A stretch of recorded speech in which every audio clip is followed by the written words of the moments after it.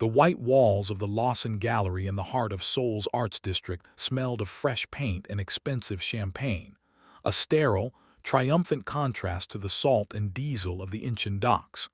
It had been exactly 1 year since the night the Devil's contract was signed, and tonight, the city wasn't celebrating a ghost. They were celebrating Talia Lawson. Talia stood at the center of the room, no longer an invisible shadow hiding behind a lens for rent.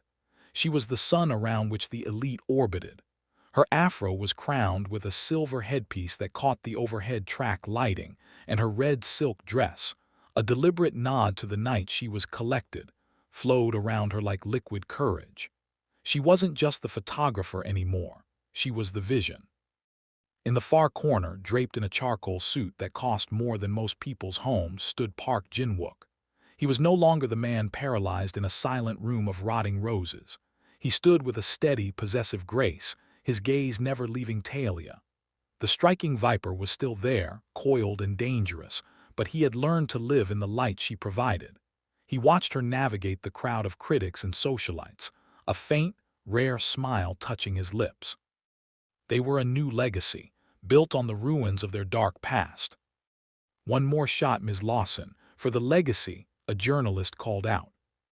Talia laughed, the sound bright and genuine, and lifted her Leica. She didn't look at the journalist.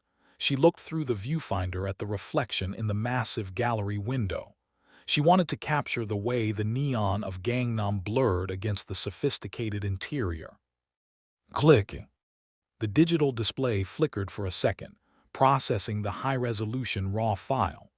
Talia looked at the screen to check the exposure, and the blood in her veins turned to slush.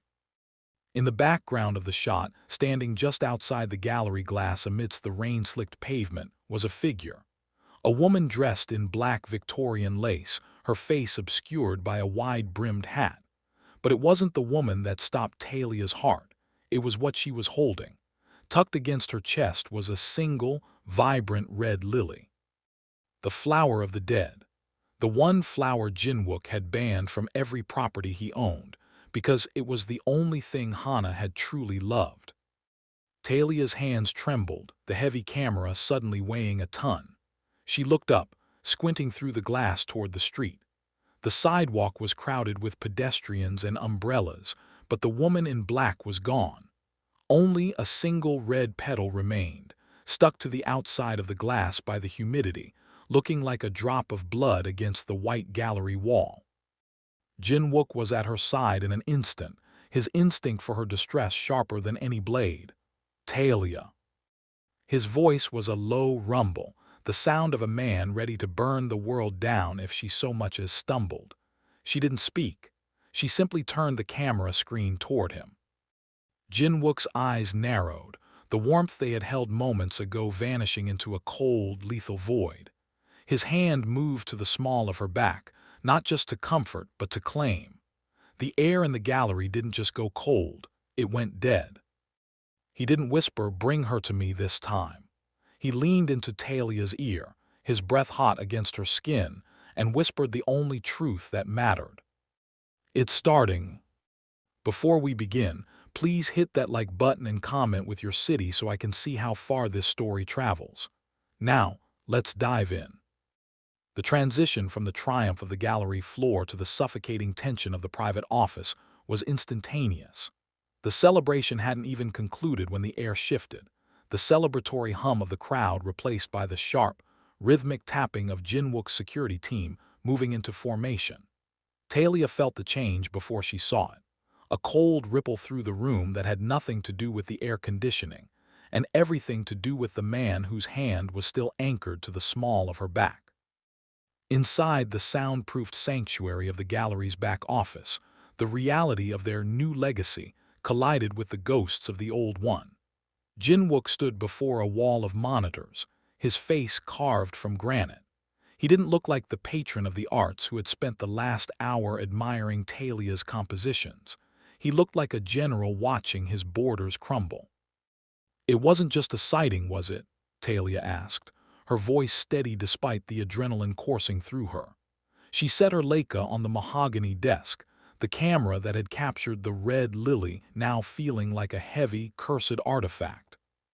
"No," Jin-Wook replied, his eyes fixed on a cascading waterfall of red code on the central screen. "The woman at the window was the flare. This is the fire." On the monitors, the digital infrastructure of the Park Syndicate was under siege. It was a surgical, high-level cyber attack, one that bypassed standard firewalls to strike at the very heart of Jin-Wook's logistics. Shipment manifests for their legal exports were being scrambled, offshore accounts were being frozen in real time, and most chillingly, private security feeds from their home were flickering into static, replaced by a repeating loop of a single image, a field of lilies swaying in a digital wind. "They aren't just trying to steal from you," Talia whispered, stepping closer to the screens. She looked at the code with a photographer's eye for patterns. "They're erasing you. They're turning your empire into a ghost, just like you used to be." Jin-Wook turned to her, the lethal edge in his gaze softening only for a fraction of a second. "They are targeting the transition, Talia. They think because I stepped into the light for you, I've forgotten how to move in the dark." The irony was bitter. Talia had spent months fighting to be seen as her own woman, to pull Jin-Wook out of his mourning and into a world of color and life. Now, her greatest professional success, the exhibition that proved she was more than a mafia boss's obsession, was being used as the perfect distraction. The attack had started the moment she took center stage. "Is it Madame Guang?" she asked, referencing the widow of the rival he had crushed. "It's someone who knows my history better than a rival should," he said, his voice dropping to a dangerous, melodic register. He reached out, his thumb tracing the line of her jaw. The contrast was jarring, the digital destruction of his life's work playing out behind him while he touched her with the tenderness of a man who had everything to lose. The art of war was no longer just a metaphor for his business. It was the reality of their relationship. To love Talia was to give his enemies a target, and to love Jin-Wook was to live in the crosshairs. The digital chaos flickering on the monitors was suddenly punctuated by a low, rhythmic chime from the gallery's front desk. It was a sound designed to announce a prestigious guest, yet in the current silence of the back office, it rang out like a funeral bell. Jin-Wook didn't move, but his jaw tightened, the muscles ticking beneath his skin. "Stay here," he commanded, his voice a low vibration of pure authority. "No," Talia countered, her fingers tightening around her camera strap. "This started with my work, Jin-Wook. I'm not hiding in the darkroom while our life burns." They moved together back into the gallery, where the air was now thick with a heavy, cloying perfume that Talia recognized instantly, the scent of lilies. A courier in a nondescript gray uniform stood by the entrance, holding a single, wax-sealed envelope the color of dried blood. He didn't wait for a signature. He simply placed it on a white marble pedestal and vanished into the rainy Seoul night. Jin-Wook reached for the envelope, his movements precise and lethal. Inside was not a letter but a photograph. He turned it over, and for the first time since Talia had known him, she saw his composure fracture. His fingers trembled, just enough to catch the light. "What is it?" she whispered, stepping into his personal space. He didn't answer. He simply handed her the image. It was a vintage-style print, the silver halides shimmering in the gallery light. It was a candid shot of Hana, the woman whose ghost had nearly swallowed them both. She was laughing, her hair windswept, a red lily tucked behind her ear. It was a private moment, one that shouldn't have existed in anyone's collection but Jin-Wook. Talia flipped the photo over. On the back, written in elegant, razor-sharp calligraphy that seemed to bleed into the paper, were 3 lines. "The miracle was never yours to keep, Jin-Wook. You burned the shrine, so I will burn the priestess. Happy anniversary." It was signed with a stylized crest, a weeping spider, the mark of Madame Guang, now known across the underworld as the Widow. The invitation wasn't for a meeting. It was a declaration of a blood feud. The Widow wasn't just attacking Jin-Wook's bank accounts or his shipments. She was weaponizing his grief, using the memory of the dead woman to poison the life of the living one. Talia looked from the photograph to Jin-Wook. His eyes had turned into obsidian, the warmth of the evening completely extinguished. The gallery, once a place of her triumph, now felt like an open grave. The widow had bypassed his guards, his firewalls, and his fortress, striking him exactly where he was most vulnerable, the bridge between his past and his future. "She wants a war of ghosts," Talia said, her voice dropping to a defiant hush. She looked at the image of the woman she was supposed to resemble and felt a cold, hard resolve settle in her chest. But she forgot one thing. "I'm not a miracle, and I'm definitely not a ghost. I'm the woman who's going to help you bury her for good." Jin-Wook's hand found hers, his grip almost bruising in its intensity. The red lily petal on the window outside seemed to glow under the streetlights, a crimson omen of the violence to come. The transition from the gallery to the reinforced steel of the armored SUV felt like a descent into a cold, familiar hell. Jin-Wook remained silent, his phone buzzing incessantly with reports of breached servers and compromised routes, but his eyes never left the window. The city of Seoul, once their playground of light and neon, had transformed back into a predatory landscape. As they pulled into the subterranean garage of the penthouse, the air was thick with the scent of ozone, and the silent, vibrating tension of a man reverting to his most primal instincts. "The jet is being fueled at Gimpo," Jin-Wook said, his voice flat and devoid of the warmth he had shown her in the gallery. He didn't look at her. He looked at the security detail waiting by the elevator. "You'll be in Jeju by dawn. It's a fortress, Talia. Not even a ghost could find you there." Talia stopped dead in her tracks, the heels of her shoes clicking sharply against the concrete. The silver headpiece she wore felt suddenly like a weight, a crown for a queen being sent into exile. "No." Jin-Wook paused, his hand hovering over the elevator sensor.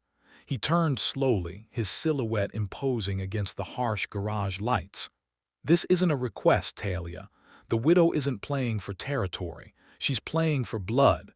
Your blood, because she knows it's the only way to stop my heart."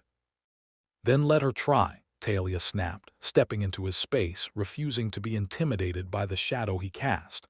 "You spent a year teaching me that I wasn't a ghost, Jin-Wook. You spent a year telling me I was your partner, your equal in this new legacy. And the second things get dark, you try to put me back in a velvet box. I am not Hana. You cannot save me by hiding me in a tomb. I am not losing you."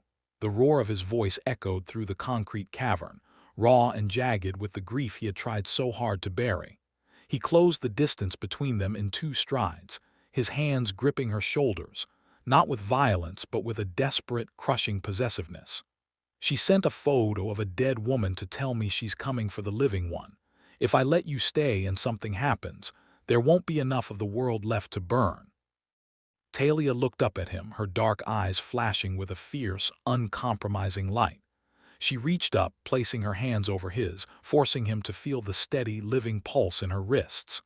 "If you send me away, you've already lost me. You'll be back in that silent room, mourning a woman who is still breathing. Is that what you want? To win the war but live in a graveyard?"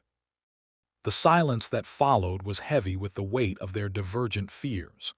Jin-Wook's grip tightened, his forehead dropping to rest against hers as he struggled with the monster inside him that demanded she be caged for her own safety. He was a man built on control, but Talia was the one variable he could never dominate. "You stay," he finally whispered, the words sounding like a confession of defeat. "But you stay by my side, every shadow, every meeting, every breath. If you fall, I fall with you." "I wouldn't have it any other way," she replied, her voice a low, lethal promise. The gilded cage had been offered, and for the first time the bird had reached out and snapped the lock itself. The decision to stay was a vow signed in blood, but the reality of that choice hit with the force of a physical blow when they reached Talia's private studio. Located in a repurposed industrial loft in Seoul, the space was supposed to be her sanctuary, the one place where she wasn't a miracle or a queen, but simply a woman with a vision. Now, it was a crime scene. The heavy steel door swung open to reveal a symphony of destruction. Jin-Wook's security detail moved in first, their flashlights cutting through the darkness, but Talia didn't need light to feel the violation. The air was thick with the chemical tang of spilled developer and the scorched smell of electronics. Her high-end printers had been smashed with surgical precision, and her light boxes were shattered, glass crunching like frozen bone beneath Jin-Wook's boots. Talia stepped into the wreckage, her breath hitching. This wasn't a random act of violence, it was a targeted desecration. Hundreds of her physical prints, years of work, faces of strangers, the textures of Seoul, had been torn from the drying lines. But they hadn't been stolen. They were pinned to the walls with jagged shards of glass, each one slashed through the eyes. Jin-Wook stood in the center of the room, his presence a dark, radiating heat. He picked up a discarded negative strip from the floor, his eyes scanning the room for the tactical meaning behind the chaos. "They didn't come here to kill you," he murmured, his voice sounding like gravel. "They came here to study you." Talia moved toward her darkroom at the back of the loft. The heavy black curtain had been shredded. Inside, the red safe light was still on, casting a macabre, bloody glow over the small space. On the developing tray, a single photo was floating in a bath of stagnant chemicals. Talia reached out, her fingers trembling as she pulled it from the tray. It was a shot she had taken only 2 days ago, a candid photo of her and Jin-Wook in the back of the car, a private moment of shared exhaustion. In the photo, Talia was looking out the window, her reflection visible in the glass. But the image had been altered. A circle had been drawn around the reflection of her camera lens in red ink. "It's not just about who I am," Talia whispered, the realization hitting her like a cold drench of water. "It's about what I see. Jin-Wook, they aren't just following us. They're tracking my metadata. Every photo I've uploaded to the gallery's server, every digital footprint I made while trying to build my career. I've been giving them a map to your entire world." She looked at her smashed hard drives. The widow wasn't just a vengeful ghost. She was a modern predator. She had realized that the most dangerous weapon in Jin-Wook's arsenal wasn't his men or his money. It was the woman who had documented his transition into the light. Talia's work, the very thing that had liberated her, had been turned into a tether. The lens she was so proud of was now the enemy's greatest asset. She looked at Jin-Wook, her face pale but her eyes hardening with a new, sharper kind of resolve. She wasn't just a partner anymore. She was the breach in the fortress. And to fix it, she would have to go back into the dark. The descent into the lower levels of the syndicate's headquarters was a journey into a world where the light of Talia's gallery didn't exist. Here, the walls were reinforced concrete, and the air held the metallic, biting chill of an icebox. Jin-Wook walked with a terrifying, rhythmic precision, his coat billowing behind him like the wings of a predatory bird. He didn't look back to see if Talia was following. He knew she was. He could feel her pulse in the air. In a room lit by a single, flickering industrial bulb, a man sat strapped to a chair. He was one of Jin-Wook's mid-level tech leads, a man who had been trusted with the keys to the digital kingdom. Now, his face was a mask of sweat and terror. Jin-Wook didn't start with a shout. He didn't even use a weapon. He simply removed his blazer, handed it to a waiting guard, and began to roll up his sleeves with surgical neatness. The striking Viper wasn't just a name, it was a state of being. When he spoke, his voice was a low, melodic purr that was far more frightening than a scream. "The widow didn't find the metadata herself," Jin-Wook said, circling the chair. "She doesn't have the patience for code, but you have the talent, and apparently you have a price." The man stammered, a plea for mercy dying in his throat as Jin-Wook leaned down, his face inches from the traitors. Talia stood in the shadow of the doorway, her arms crossed. This was the monster the world feared, the man who had lived in a silent room of grief and iron. She saw the way his eyes turned into cold, dead glass, devoid of the warmth they held when they looked at her. "I have a family," the man choked out. "So do I," Jin-Wook whispered, and for a split second he glanced toward Talia. The look was fleeting, but it was weighted with a dark, heavy truth. He would become any monster necessary to keep her safe. What followed was a masterclass in psychological dismantling. Jin-Wook used his words like a scalpel, peeling back the man's excuses until the raw truth was exposed.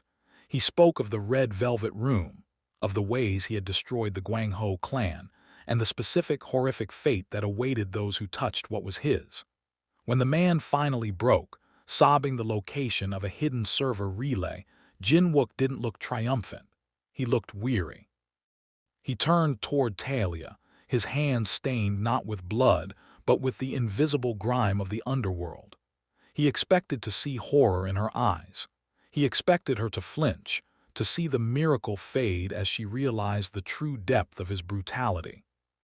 Instead, Talia stepped out of the shadows. She didn't look away from the broken man in the chair.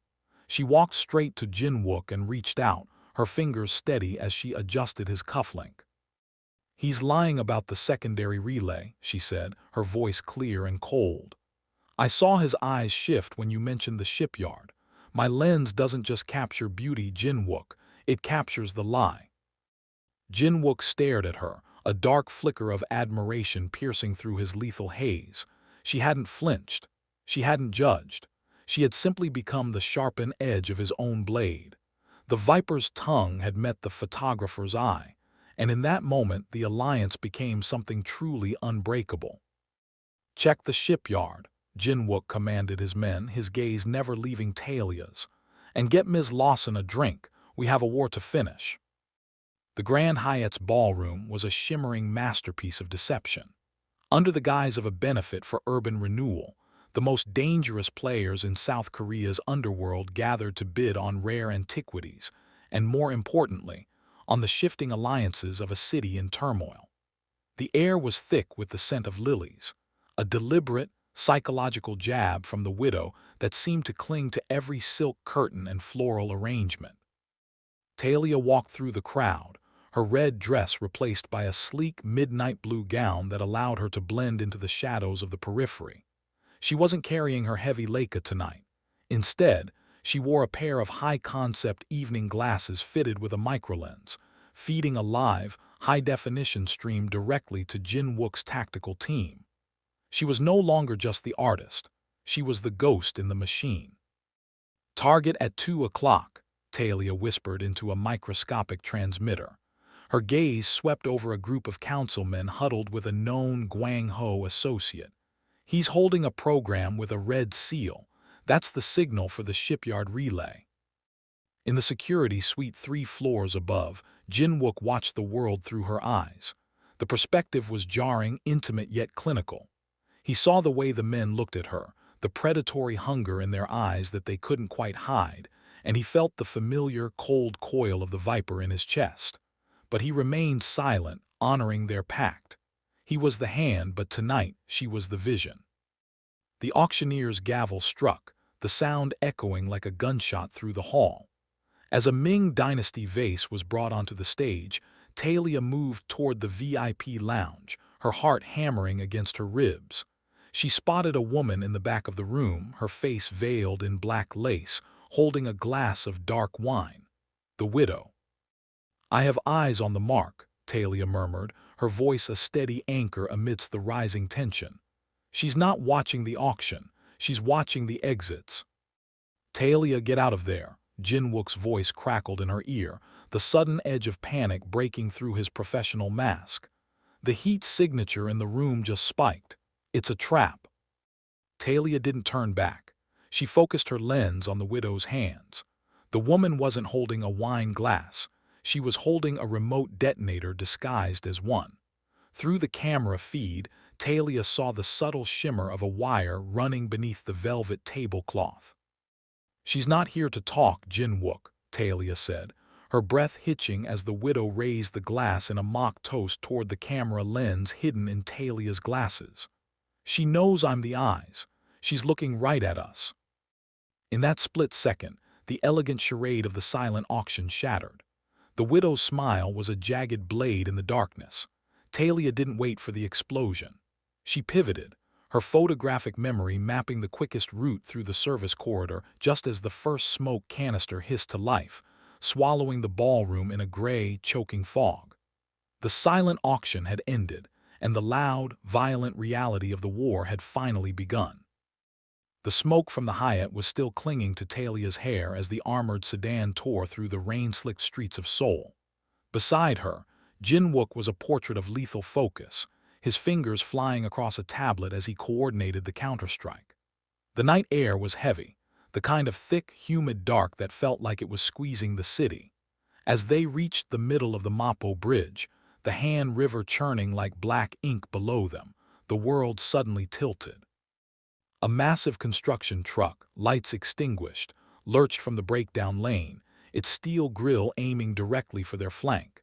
The impact was a bone-jarring symphony of screeching metal and shattering glass. The sedan spun, the tires screaming for purchase against the wet asphalt, before slamming into the concrete barrier. For a moment, the only sound was the hiss of the radiator and the frantic thud of Talia's heart. "Jin-Wook," Talia gasped, blinking back the spots in her vision. He was slumped against the door, a jagged cut above his temple painting his porcelain skin with a streak of crimson. The high-velocity impact had deployed his airbag, but the shock had momentarily stalled the Viper reflexes.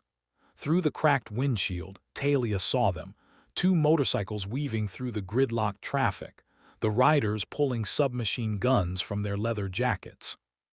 The guards in the lead car were pinned down by suppressive fire. They were alone in the kill zone. Talia didn't think.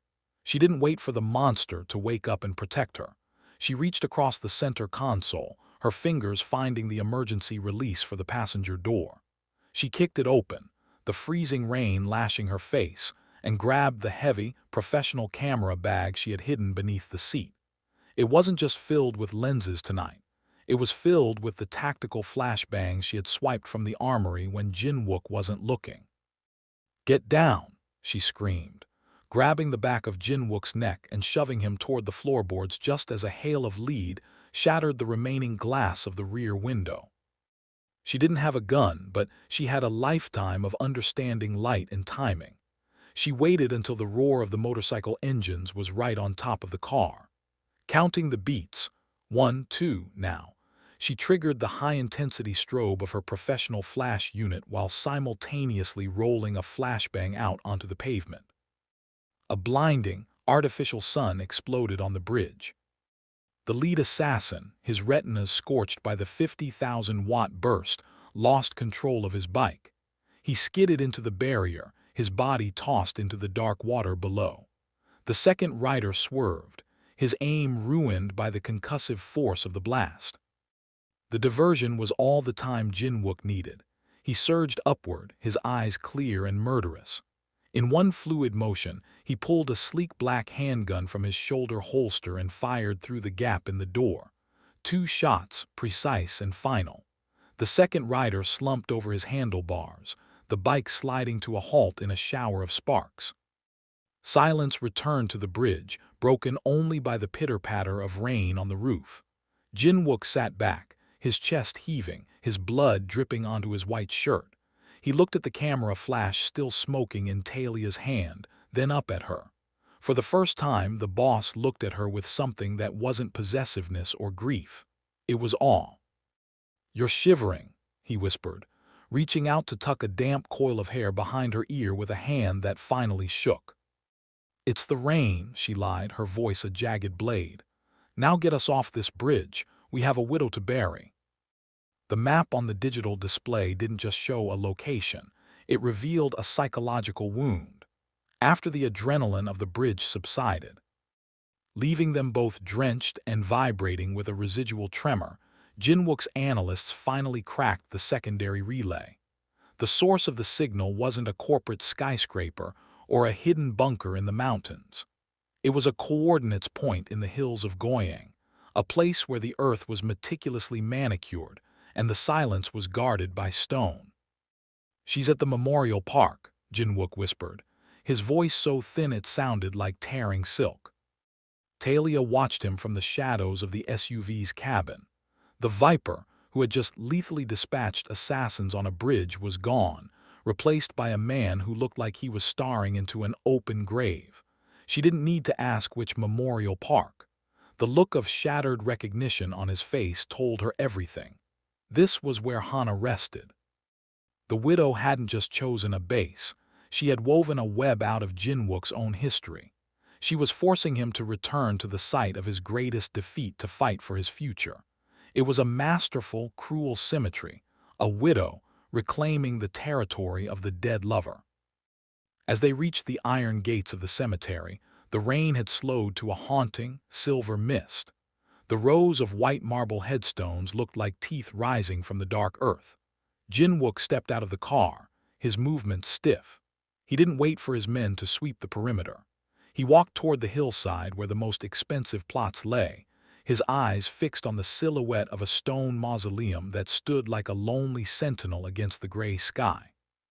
"Jin-Wook, wait," Talia called out, catching up to him. She didn't try to stop him. She knew better, but she gripped his arm, grounding him.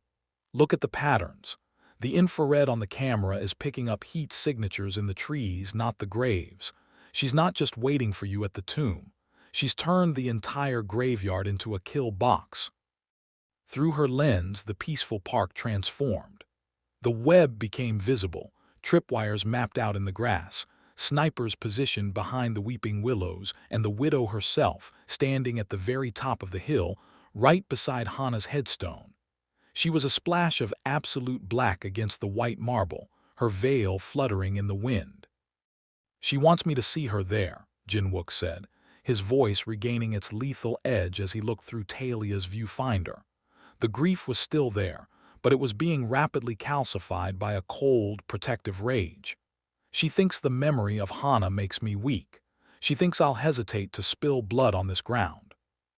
Talia looked at the woman on the hill, then at the man beside her.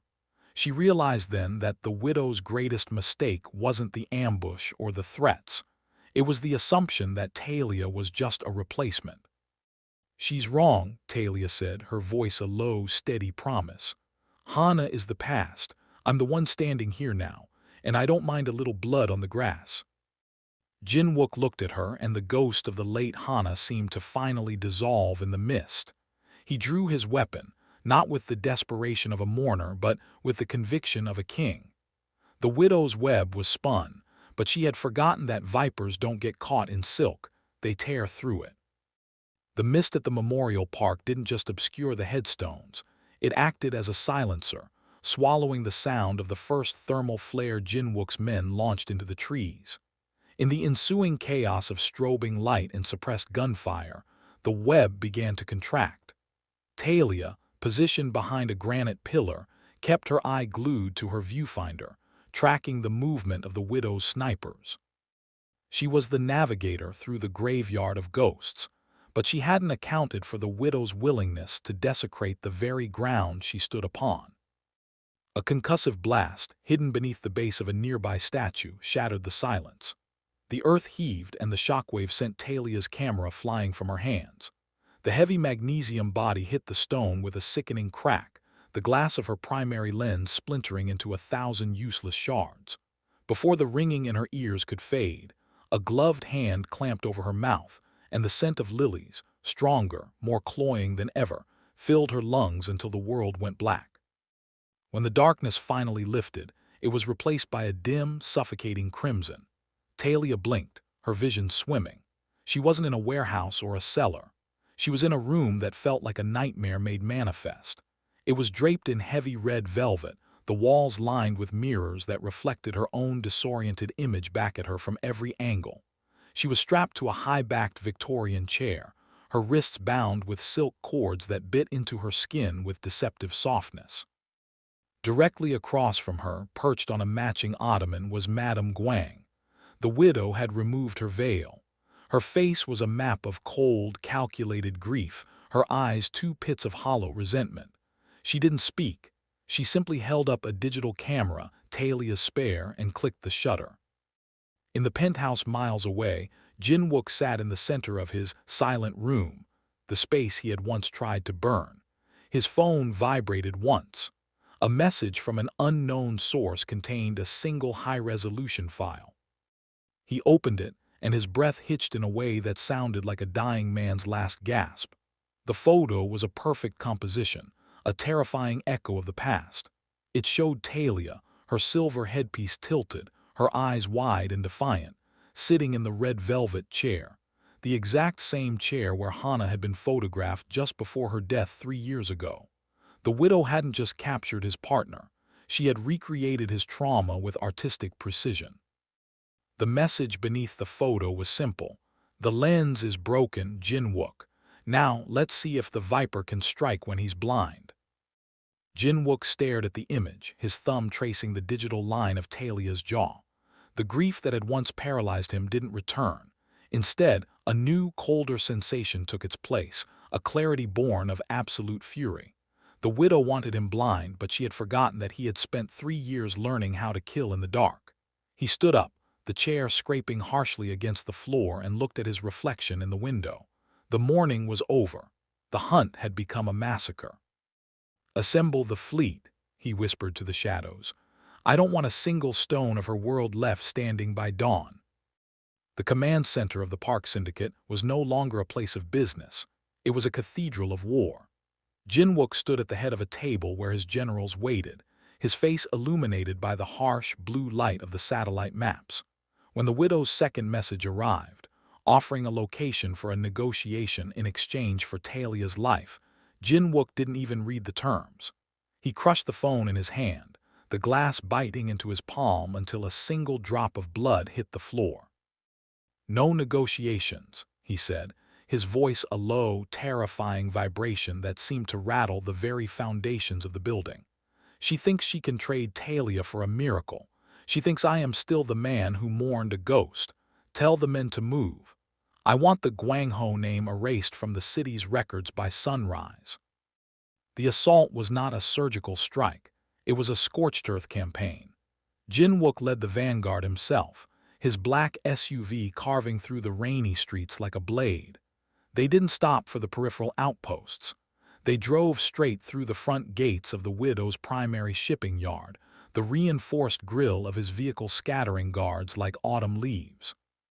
The air was filled with the rhythmic thud of suppressed gunfire and the sharp, metallic tang of hot lead. Jin-Wook moved through the shipping containers with a predatory grace that had been absent during his years of mourning. He wasn't looking for a compromise. He wasn't looking for Hana. He was looking for the woman who had dared to touch the only living thing he loved. "They're retreating to the primary warehouse," a voice crackled over his comms. "Let them," Jin-Wook replied, his eyes fixed on the red-lit structure at the end of the pier. "There are no miracles waiting for them there. Only me." Inside the warehouse, the Guangzhou remnants realized too late that they weren't fighting a businessman. They were fighting a man who had already seen the end of the world and survived. Jin-Wook didn't flinch when a bullet grazed his shoulder. He didn't hesitate when a flashbang blinded his subordinates.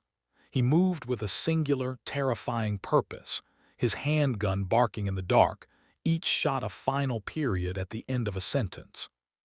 He reached the heavy iron doors of the inner sanctum, the room where he knew the red velvet awaited. His men moved to set a breach charge, but Jin-Wook shoved them aside. He kicked the door open with a force that tore the hinges from the frame. The room was filled with the cloying scent of lilies, but Jin-Wook didn't gag. He didn't stop to breathe. He looked past the widow, past the mirrors, and locked eyes with Talia, who was still bound to the chair. Her silver headpiece was gone, and her dress was torn, but her gaze was as sharp and defiant as the day they met. "The miracle is dead, Madame Guang," Jin-Wook said, stepping into the red light, his silhouette a jagged shadow of death. He didn't look at the widow's gun. He only looked at Talia. "And I've stopped believing in ghosts. I'm here for my partner." The widow raised her weapon, but she was trembling. For the first time, she realized she hadn't kidnapped a weakness. She had invited a god of ruin into her home. The crimson light of the room felt like it was pressing into Talia's skin, a heavy, velvet suffocating weight. Across from her, Madame Guang stood with her back to the shattered door, her silhouette trembling with a mixture of terror and terminal spite. She held the silver handgun with both hands, the barrel jerking between the door where Jin-Wook stood and the chair where Talia was bound. "You think you've won because you found the room." The widow's voice was a jagged rasp. "He's a monster, Talia. He doesn't see you. He only sees the red velvet and the miracle he lost." Talia didn't look at the widow. She looked at her feet, where her spare camera lay in the dust. The widow had used it to take the photo, then tossed it aside as if it were a toy. But it wasn't a toy. It was a professional-grade tool with a slaved flash unit that Talia had spent years mastering. Jin-Wook stepped further into the room, his movements slow, hypnotic, and utterly lethal. He wasn't looking at the gun.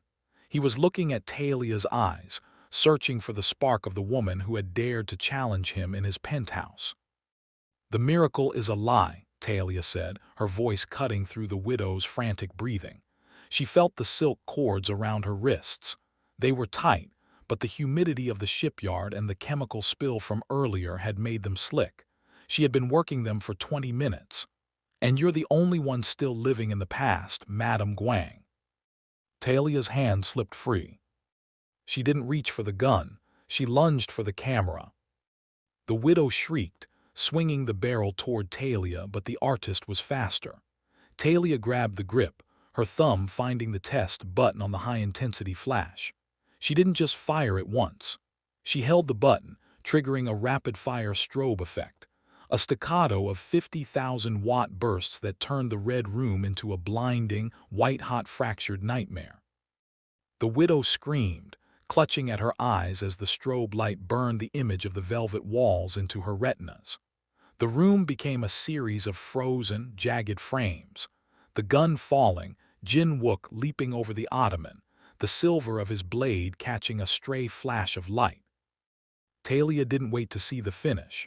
She rolled away from the chair, the strobe light still pulsing in her hand like a dying star. When the flashes finally stopped, the silence that followed was absolute. Jin-Wook was standing over the widow, his hand around her throat, his blade resting just beneath her ear. But he wasn't looking at his enemy. He was looking at Talia, who was standing in the center of the wreckage, the camera still clutched in her hand. She was covered in dust and red velvet fibers, but her gaze was steady, her lens, even broken, still focused on the reality of the present. "I told you," Talia whispered, her breath hitching as the adrenaline finally began to ebb. "I'm the one who sees the truth." Jin-Wook let the widow slump to the floor, discarded and broken. He walked to Talia, his hands reaching out to frame her face. He didn't check for her pulse. He felt the heat of her defiance. The flashbulb had cleared more than just the room. It had finally burned away the last of the shadows between them. The strobe light had finally burnt out, leaving the red room in a hazy, oscillating twilight. The silence that rushed back in was heavier than the gunfire, thick with the scent of ozone and the metallic tang of a dying feud. Talia stood in the center of the wreckage, her lungs burning, her fingers still locked around the grip of her camera. She felt a presence behind her, a solid, radiating warmth that anchored her to the floor. Without looking, she leaned back, and Jin-Wook's shoulder blades met hers, a seamless alignment of two survivors. Back to back, they were a closed circuit of iron and vision. Madame Guang lay on the floor, her fingers clawing at the plush red carpet. She wasn't dead, but she was shattered. The strobe had stripped away the shadow of the widow, leaving only a desperate woman whose eyes were still clouded by the afterimages of the flash. She looked up at them, her gaze darting between the man she hated and the woman she had tried to turn into a ghost. "Finish it," the widow rasped, her voice a hollow shell of its former malice. "Kill me in this room. Let it be the last thing you both remember. Let my blood be the final miracle." Jin-Wook didn't raise his gun. He didn't even look at the blade he held.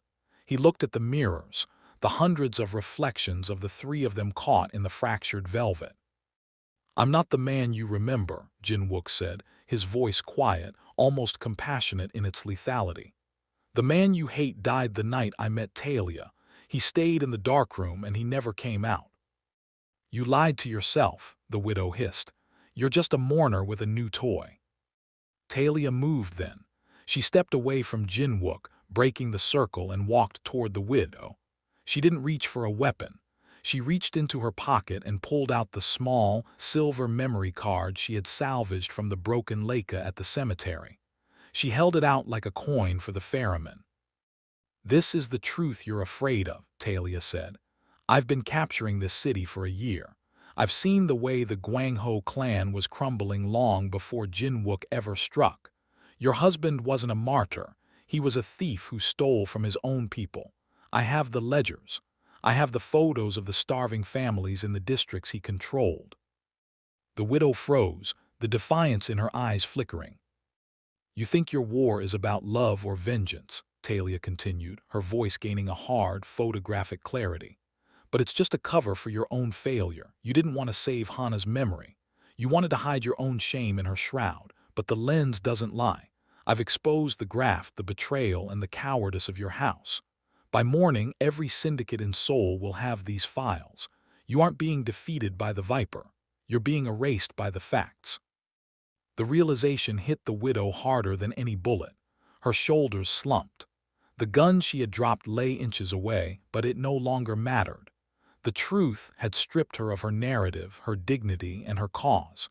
She wasn't a tragic figure in a grand romance of blood. She was a footnote in a history of corruption.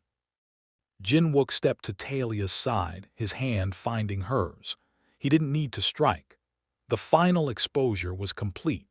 As the first blue light of dawn began to seep through the warehouse rafters, they turned their backs on the widow, leaving her alone in the red room of her own making.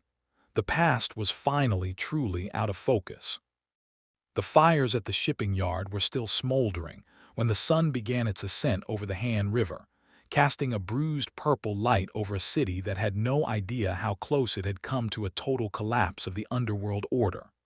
The ashes of Seoul weren't literal, though the widow's warehouse was a blackened skeleton on the pier, but the social and political structure of the syndicates had been thoroughly incinerated.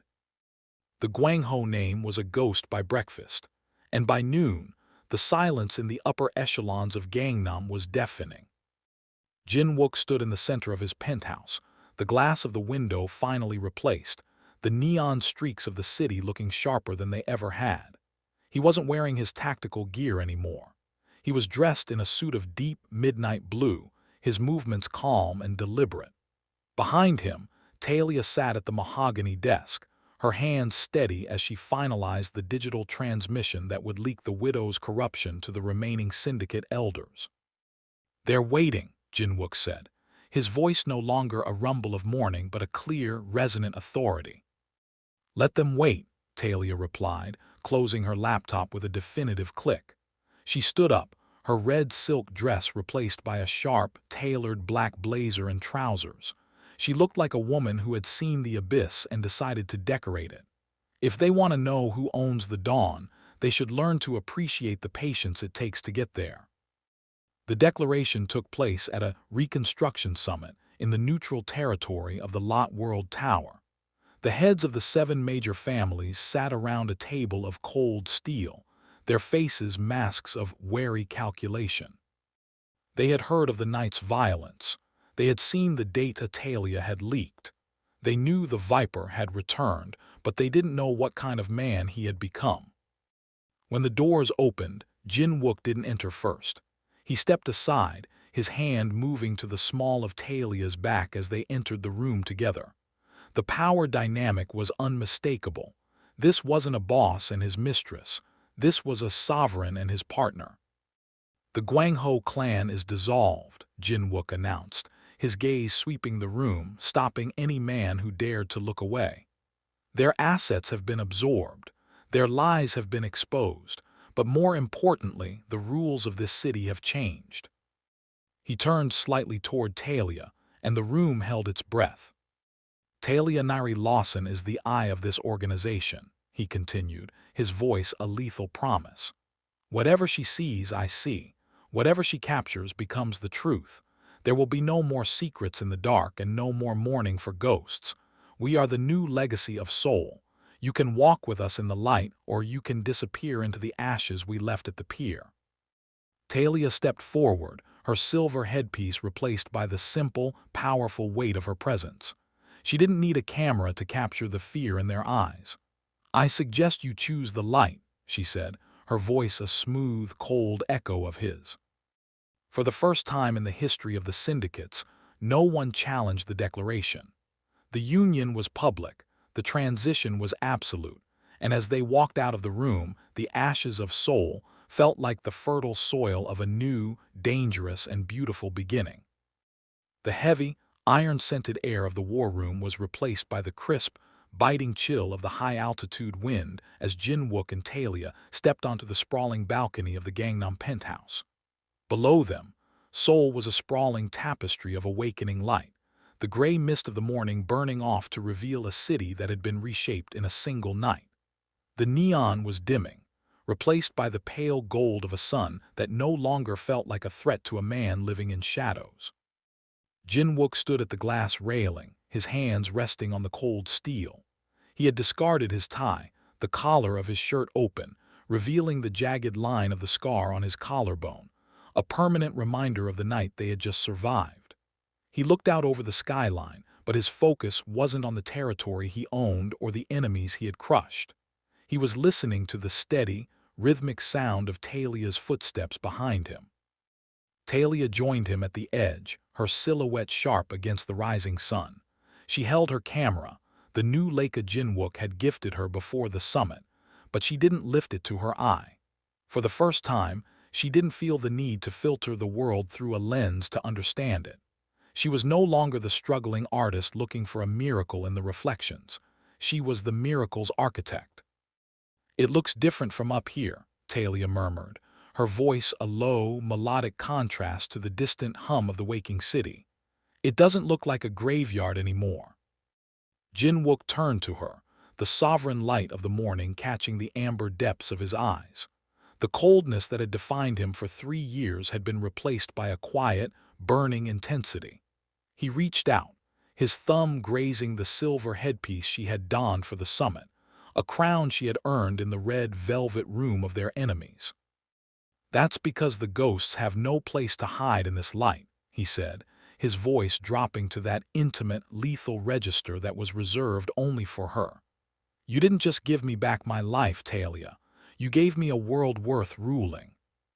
He pulled her into the circle of his arms, not with the desperate possessiveness of a man afraid of losing a dream, but with the grounded strength of a partner who had found his equal. They stood back to back once more, metaphorically and physically, two figures carved from shadow and gold, looking out over the empire they had claimed. The masters of the dark had not just survived the night, they had conquered the dawn. The era of mourning was an ash heap at the shipyard, and the era of obsession had been forged into an alliance that the city would whisper about for generations. As the sun fully crested the horizon, illuminating the crown of Talia's afro and the steady, unbreakable resolve in Jin-Wook's gaze, the world finally understood the truth of their union. The Vipers and the Visionaries were one and the same, and as the light hit the glass of the penthouse, turning the building into a pillar of fire, Park Jin-Wook and Talia Lawson smiled at the horizon. They didn't just own the dark anymore. They owned everything. I hope you enjoyed this journey with Park Jin-Wook and Talia Lawson. Please like and subscribe to see more stories like this. See you in my next video.